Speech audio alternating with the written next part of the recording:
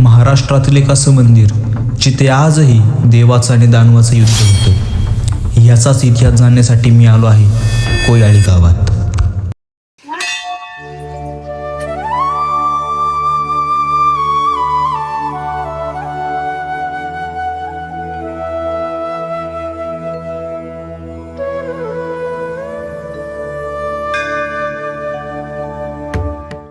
एका गुराख्याच्या बलिदानाने त्याला सर्वत्र माणसं देवाचा सन्मान देऊ लागली.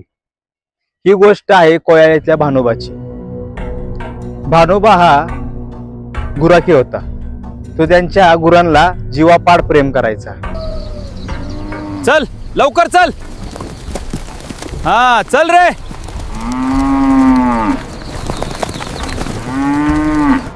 ज्यावेळी तो सोलापूरमध्ये गेला तिथं त्याचं रामोशी आणि मांगांच्या लोकांबरोबर युद्ध झालं.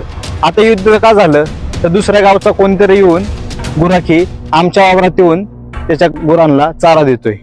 मग त्या युद्धात भानोबा हा मृत्युमुखी पडला.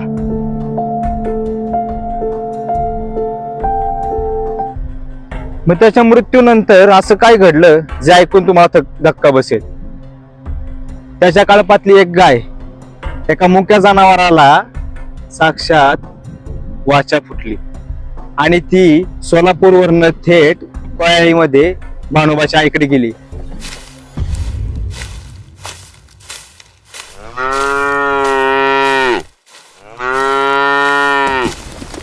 आई, आपला भानोबा आता नाही राहिला.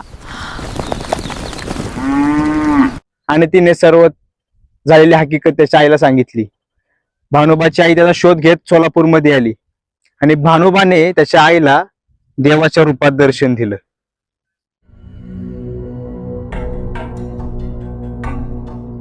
भानोबाच्या निंदाचं कारण फक्त एकच होतं. तुझ्या कळपातली गाई आमच्या वावरात आली आणि तिने आमचा चारा खाल्ला. पण या स्वतःच्या गायीसाठी त्याने स्वतःचा जीव पणाला लावला आणि भानोबा हा कित्येक भक्तांचा आणि गावकऱ्यांचा रक्षणकार झाला, राखणदार झाला. आजही त्या स्मरणार्थ मार्गशीर्ष महिन्यातील गावामध्ये यात्रा भरते आणि त्या यात्रेमध्ये देवदानव हे युद्ध मानलं जातं.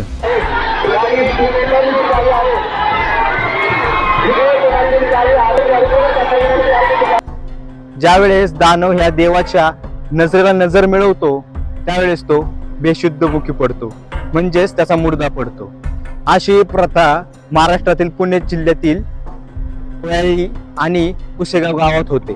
तर प्रश्न एकच पडतो, खरंच की भानोबा हा सामान्य माणूस होता की कोणता देवाचा अवतार होता? जास्त लोकांची मान्यता आहे की भानोबा हा साक्षात शंकराचा अवतार होता. धन्यवाद.